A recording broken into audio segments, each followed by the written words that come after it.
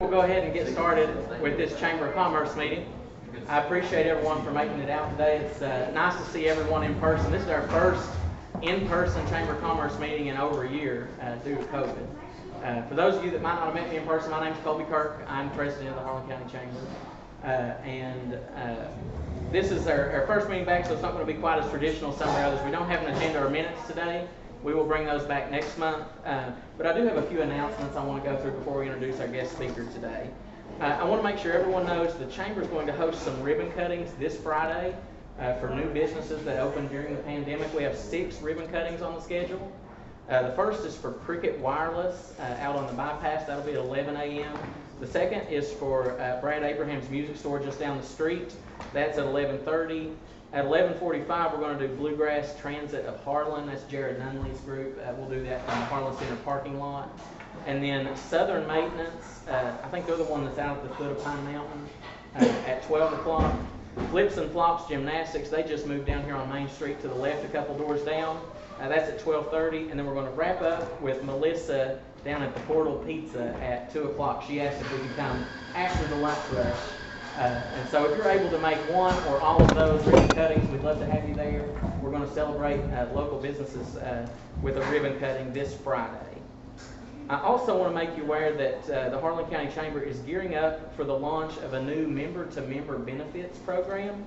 James and I have been working to put together a form to send out to membership to try to get members to offer discounts to one another.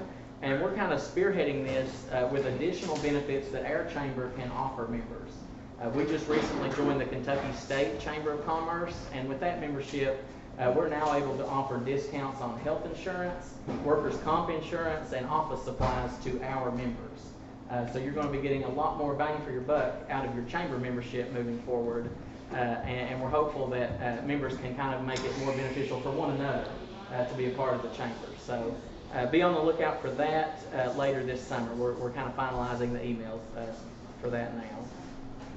I did want to draw your attention, there's a couple of flyers on this small black table back here by the restroom.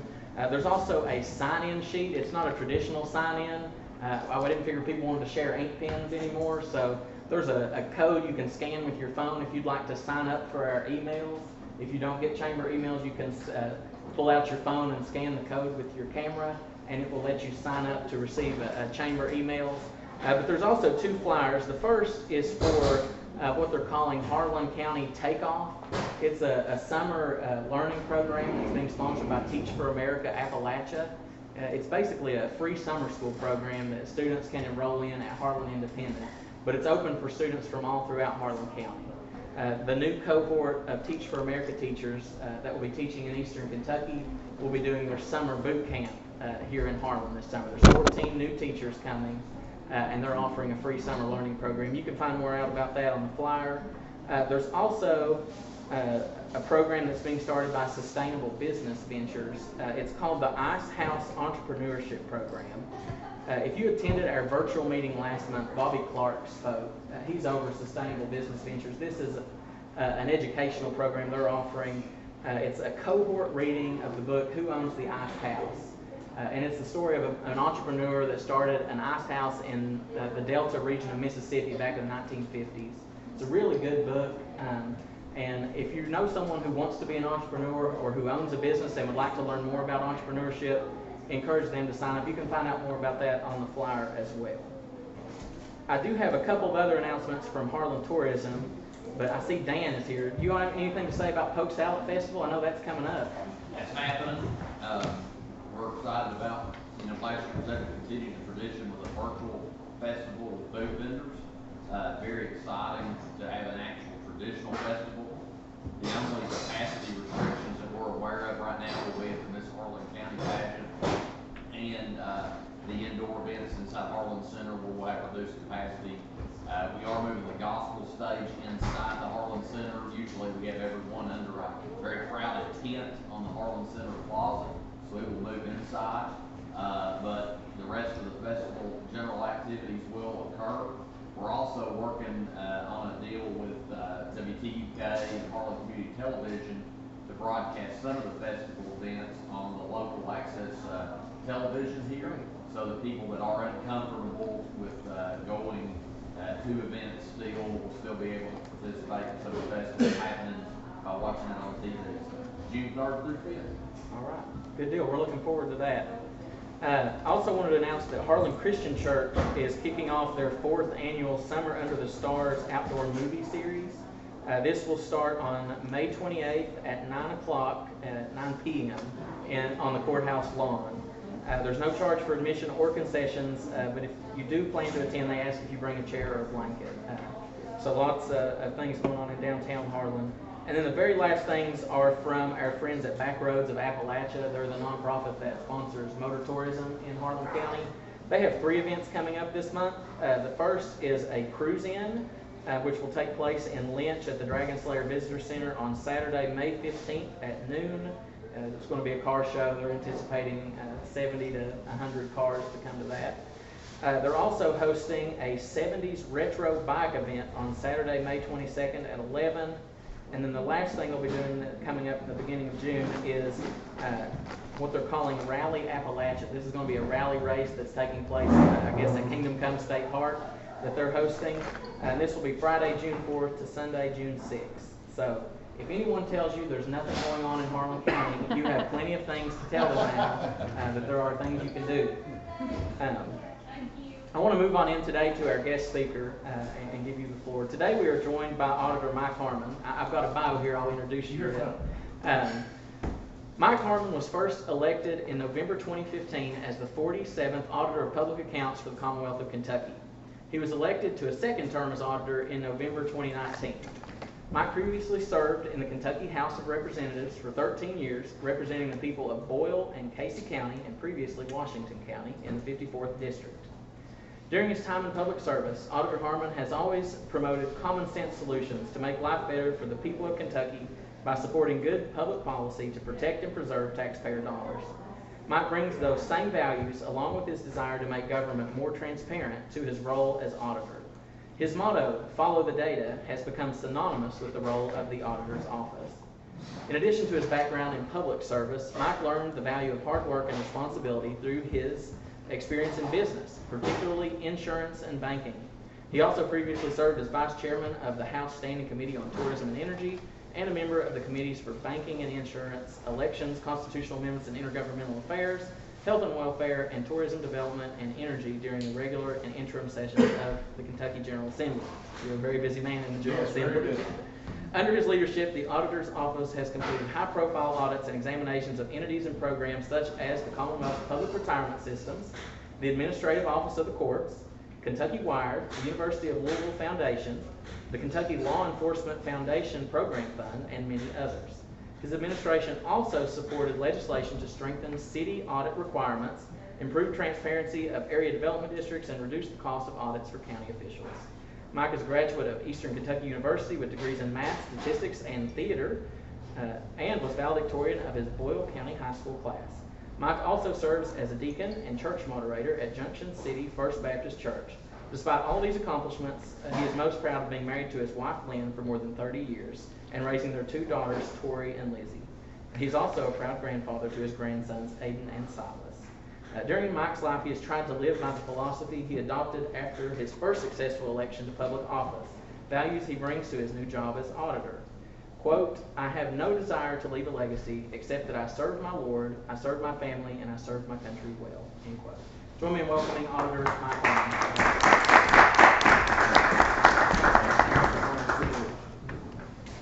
Well, thank you. It's great being here today. Good seeing our senator and our judge executive and just seeing everyone. And do we love being out in person? You know, I always love being in person. Now, I'll be honest with you, I try to get used to these Zoom meetings. I try to get used to team meetings, Zoom meetings, whatever you want to call it.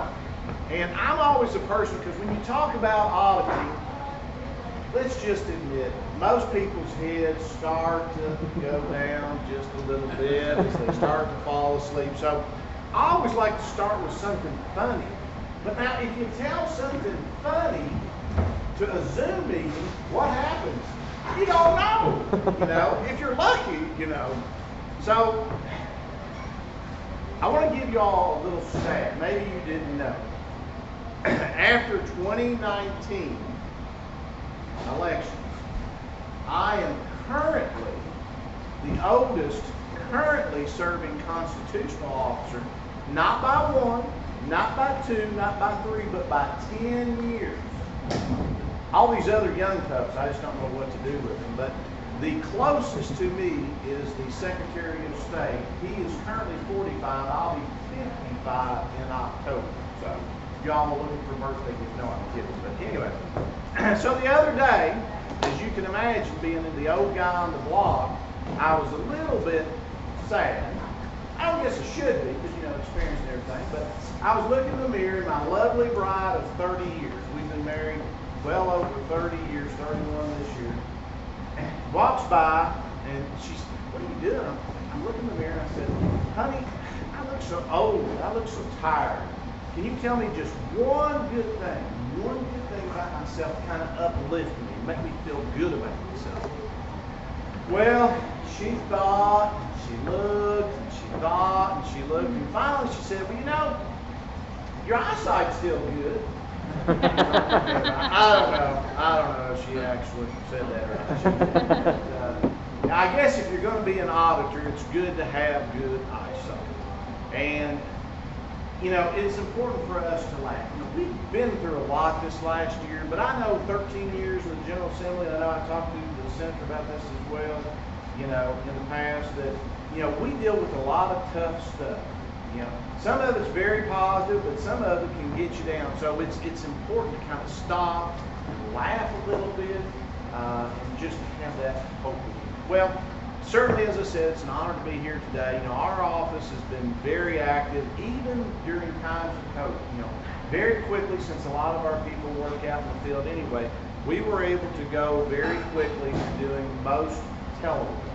Even before the governor started asking us to be almost 100%. And for the most part, we haven't missed a lick in that regard. Now, also, we continue to work with our counties and trying to help our counties and our state government be efficient, effective, and ethical.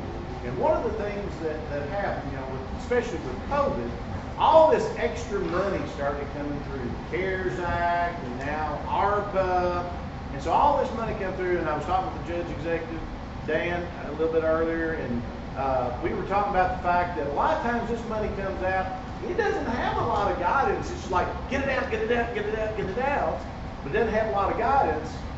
So you start spending it, and then all of a sudden it's like, well, you know, what we would like to do is add a little more guidance to it. So our office has been very active, very early on, working to try to monitor what little guidance there is, working with the Department of Local Government, working with CACO, working with our judge executives, and trying to provide as best guidance as we can. You know, some of the best things to do are some of the things that you do on a daily basis. A lot of people, I know your judge knows that, and most other judges know this, but counties that receive at least $750,000 in federal funds have to do what's known as a single audit in addition to their normal traditional audits, kind of rolled in together. So if you follow a lot of those standard guidelines, then that should put you in pretty good position for a lot of that change in guidance. Now, in addition to working with our counties and our cities, we also, since I was 13 years in Kentucky General Assembly, we worked diligently with the General Assembly on developing good legislation, as I said, to help government be efficient, effective, and ethical. And I just wanted to touch on a few of those today since I was down here. You know, back in 2018, we worked on a piece of legislation, Senate Bill 144, that we basically titled our AUP bill. As most people know, but some people don't know, if you're not in county governments, you know, we at the Auditor's Office charge for our audits. About 2/3 of the cost of running our operation is we invoice to those that we audit. So we want to try to find as many ways to help us be efficient and to help save the county's money. Well, Senate Bill 144, what it did, it allowed your sheriffs and your county clerks, if they had a clean audit the year before, in other words, no exit findings on there, they could apply for and hopefully be approved for, which is known as an AUP, an agreed upon procedure. Now, when we looked at this initially, we thought there might be a savings of at least, we wanted to be conservative. We thought there might be a savings of anywhere from 25 to 50%. And so we felt confident we could get that. Well, as it turns out, once it was passed and put into place, we got even better stats on that. Of the 19 sheriffs that did it in the first year, we saw an average savings of about 70% on the cost of the audits for those that qualified and did it. And those 19 sheriffs, that saved about $144,000. So, you know, in county budgets, that certainly helps. You know, we looked at your all sheriff, Sheriff Smitty, Leslie Smith, and it looked like on his numbers, he saved about 60% and about $6,000. So, $6,000 in a time of tight budgets, very important. For our county clerks, 45 county clerks that participated in the first year around, they saw on average about 65% savings, and that totaled for those of about $286,000. Now, moving on with that, the next thing that we did is we also looked this session passing House Bill 265. And what that did, a lot of your sheriffs have multiple tax elements, not just the standard tax elements, unmined coal, gas and oil, things along that line. So what we did is we worked with our General Assembly and we were able to get through a bill that allows us, it doesn't change their dates of collection, but it allows us to audit all of it with under one umbrella. Therefore, because, you know, previously we would do an audit on this, and on this, and on this, and you'd have some efficiencies, but you really couldn't get all of it. So you were spending a lot more than really you needed to be. So beginning January 1st, we're going to be able to unify those audits and hopefully save additional money in that regards. Now, as I said earlier, some of the biggest impacts that we have faced, not only our office, not only the state, not only this nation, but the country, is really dealing with COVID, you know. And some of the things, you know, early on in March of 2020, obviously things were, you know, the governor was shutting down a lot of businesses. Of course, you know, the first 2 weeks they kind of promoted shutting things down, see if we can get our arms around this big monster of COVID-19. And so, but shutting down business about mid-March, 1 week we had almost 50,000 unemployment claims. The following week there was a little over 113,000 unemployment claims. So many of our, you know, our friends, our family, people were being put out of work. So during this time, you know, obviously there were some challenges. Now, I want to talk a little bit about, over the last couple of months, we have released 2 reports every year. Our office does what's known as the Statewide Single Audit of Kentucky, or SWAC, and we released 2 volumes. We released Volume 1 deals more with looking at financial statement and looking at the controls of the state. Volume 2 generally looks at federal compliance. There's some overlap, there are some differences. We released Volume 1 a couple of months ago, and maybe 2-3 months now. And in that, we had 25 findings. A little more than half of those findings dealt with the Office of Unemployment Insurance. And then we released Volume 2 really just a couple of weeks ago, about 2 weeks ago or so. Now, in the from a standpoint of some of the things that we looked at, some of those findings specifically within Volume 1 that really came to the forefront was they had done what they call auto pay, which basically, I'm sure it was very well intended, but sadly what they did is they took key controls off when it came to issuing the unemployment insurance. In doing so, they actually violated federal statutes. But also what they did is they put additional strains on the system from the standpoint and left it much more subject to fraud. You know, in a perfect example of that, one of our other findings in Volume 1, you know, we did a we did a sampling. And I say it's a sampling because there was probably a whole lot more, but we did a sampling of 37 state employees. These were still full-time employees, still being paid full-time, who had lost other income, most of them probably due to a part-time job. And as you remember, during this time frame, there was a big push, a big promotion, that if you lost any income, go apply for unemployment, go apply for unemployment.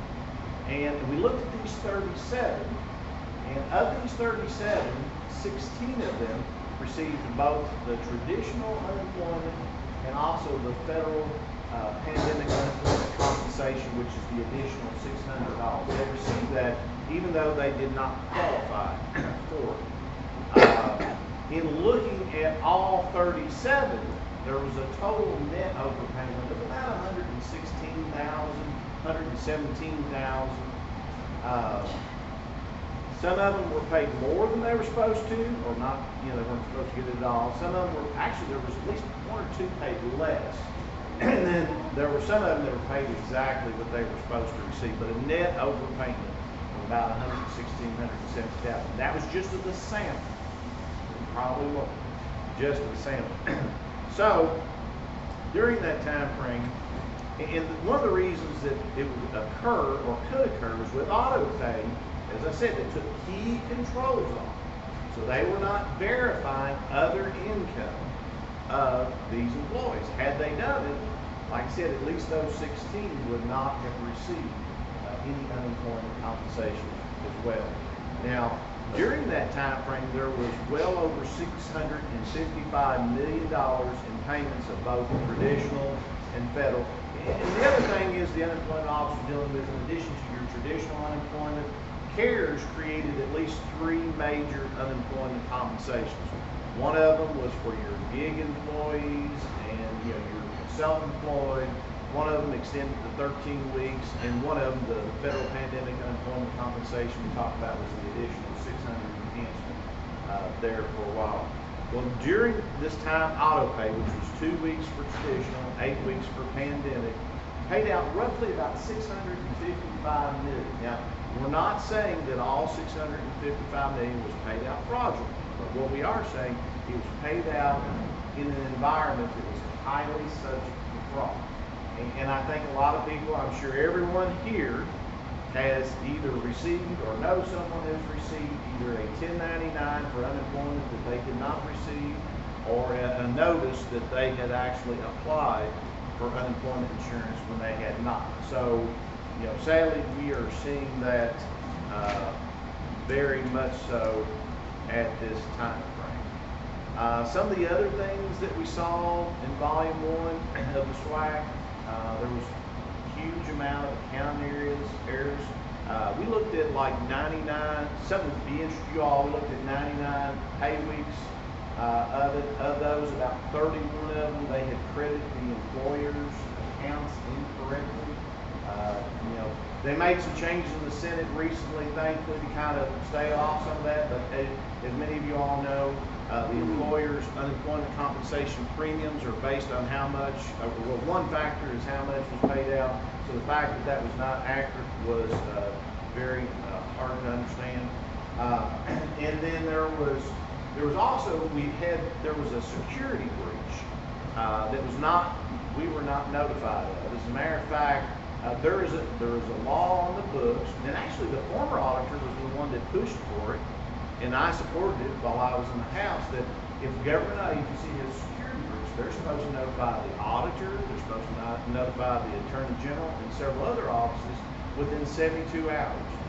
On at least 2 instances, we were not notified for at least a month or 2. In at least one case, we weren't officially notified. We had found out through other sources. We weren't officially notified until after the governor had announced it at one of his press conferences, which, to me is sad.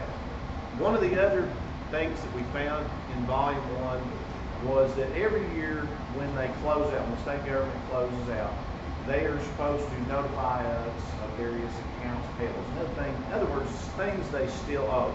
So for the Office of Unemployment Insurance, Well, one, they didn't realize they were supposed to let us know initially. And I think part of that is prior to this time, they had generally probably settled up accounts within a month of the close of the fiscal year, which was, June 30th of 2020. But once they were notified, they gave us information that ranged everywhere from 89 million to 2.08 billion. So, given that they had no confidence in the numbers they were providing, we could not, as auditors, couldn't have confidence. So, in that particular one, especially when we were doing it part of the comprehensive annual financial report, we basically had to do that as a qualified opinion on that particular. Now, all of those things are distressing to me, but perhaps the thing that distressed me most when we released Volume 1, the thing that broke my heart for the citizens of Kentucky was the fact that we found out that there was well over 400,000, and it was more than 400,000, but it was at least 400,000 emails that went, and this was to the unemployment assistance line, went unread and were just archived. So, I don't know about you all, and I'm sure you did, but I dealt with tons of people. Being 13 years in Kentucky General Assembly, had a lot of people reach out for constituent services, but being in the auditor's office, you still had people crying, begging, trying to get their unemployment, couldn't get through on the line, had, sent emails. They were contacting their state senators and their state representatives and their judge executives and their aunt and their uncle and anybody who they could get a hold of, and still having a hard time getting through. So to think that maybe they had sent their plea, and that plea went, unreviewed, saddened me dearly. Now, looking at Volume 2 of the SWAC, which, as I said earlier, dealt more with federal compliance, there were 21 findings in that. Some of them were carryover. And if I remember, I think it was 8 or 9 that was from the Office of Unemployment Insurance. The two that kind of stood out, well, the one that stood out the most was we had a finding there were 10 employees within the Office of Unemployment Insurance who had a separate claim, even though they were working, they were full-time, they were getting paid, but they had a claim for unemployment insurance. 10 of them accessed their own account to review. And they had actually, they had the power to make changes. They had the power to take stocks off. We don't know whether they did or not because we weren't able to determine that, but we did determine that they accessed their own accounts even though they had been trained not to access their own accounts. So since we do not know for sure whether they accessed, we know they accessed. Since we don't know for sure they made changes, we have actually referred this to the Attorney General's office as well as to ethics. So we want to make sure that this is reviewed a little more in detail. Now, the other thing that they did is they turned off what's known as the TOPS program, which is the Treasury Offset program. And basically what that does, it helps if there is a unemployment overpayment. And it's more than unemployment, but this one looks specifically at the unemployment. If there was an unemployment overpayment or a payment due to fraud, then this program helps gather that back in when there is valid payment available. In some of the other areas of government, they use it for like to reclaim, child support due, things like that. In this particular case, it was the Office of Unemployment Insurance in that regards. Now, as I get ready to close, and once again, thank you all so much. I love coming to this area. Love coming to this area. But as I close, like we talked about the 400,000, we talked about the 10 employees that had accessed their own accounts. But during this time frame, there was a few things that weren't part of our audit that kind of, really made me stop and pause. Early on, when all of this first started happening, I talked to some of my friends that were still in the General Assembly, and it was my understanding that more than 100 individuals from the office of, 100 individuals from the Legislative Research Commission, the LRC, We're offered to help, take phone calls. The thing that people want the most is a live person on the other line. There's nothing so frustrating, and I'm going to tell on myself whenever I call and I know specifically what I need. I'm not going to go through 10. I just go, customer representative. So there's nothing that people need more than to be able to talk to a live person. Well, they offered up 100 individuals to help sort, take phone calls, and as I understood, the governor turned down that. And these were people that were already paid. They didn't have to go out and spend $12 million on a contract. These were people that were already being paid. They didn't have to pay them twice. They were already being paid. So I don't understand that. That caused me definitely to pause. And finally, I would say that, we've got to work together. It doesn't matter what party we are. We do best when we work together. If we had worked better together, maybe people who needed that unemployment would have got it sooner.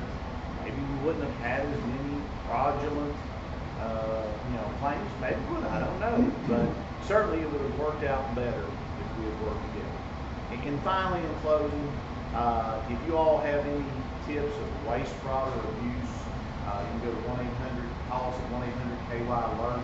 We do have some people that are reaching out, and if they either have a fraudulent claim or they haven't got their unemployment, if they can't get it through any other system, call us, and we've actually got an individual in our tips line that would document it, but then also refer that on. We've got a contact in the Office of Unemployment Insurance, and it seems like, at least currently, those seem to be going reasonably well. So 1-800-KY-ALERT, auditor.ky.gov.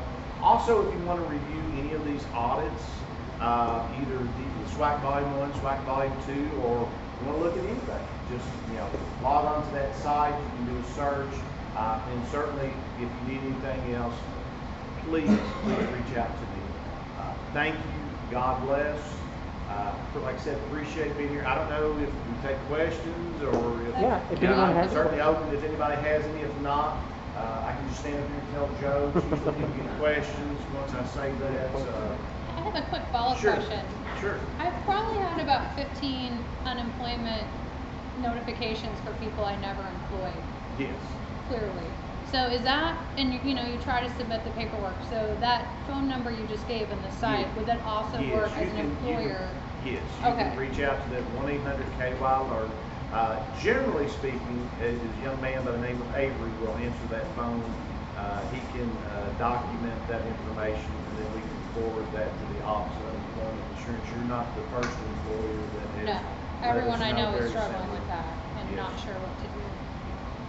And then a quick follow-up to that, as we're moving forward, what do you see as a path to getting us on the right track, right? Because, unemployment situation, probably a lot like the pandemic, is maybe mostly over, but not quite all the way there. Of course, we have, when they formed this fraud task force, we reached out after they initially said, hey, we're willing to help too, so we've got people working with fraud task force. My guess is, from that aspect of it, we're going to take a couple years to dig out. And what it's going to take is we've got to be vigilant. Not just as government. Government needs to be much more vigilant than we have been. But also as individuals, we have to be vigilant because, as you know, government is bulky. Government doesn't always get things done as efficiently as it should be. So as much vigilant. And then if you have specific fraud, you may want to reach out to, especially if it's on yourself, you may want to reach out, in addition to our office, reach out to the police department to make sure that there's a fraudulent, claim filed in that regards as well, especially as an individual. But there's multiple things. For individuals that have happened to them, they may want to also check their credit bureau and put a notification on their credit bureau that they may have been hacked. There's some thought that it could have been some of the fraud could have been from the breach, and there's some thought that it could have been through the Experian hack a few years ago. So, but that's a good question. Any other questions? Well, thank you all so much. We appreciate y'all. Y'all have a great rest of the week. we have just a small token. Oh, thank you for making me sit down here and meet me. Well, thank you. I always say, now this is under It is. $25, right? Okay. We made sure. Don't worry about that, but we thank you again. Thank you. Join me in thanking Thank you. Appreciate y'all. I just have a couple announcements. First, we need to make sure we thank Sky, Marietta, and the staff here at Moonboat for Thank you all welcoming for us today. coming. Thank you all for Great. having us. Next month, we will meet on Thursday, June the 10th. The venue is to be determined, but we will be joined with Secretary of State Michael Adams next month. So be on the lookout for our emails. If you do not get our chamber emails, you can sign up for them at this black table in the back, and we also have those flyers. But that will conclude our meeting for today. We appreciate you all joining us, and we'll see you all next time. Thank you. Thank you.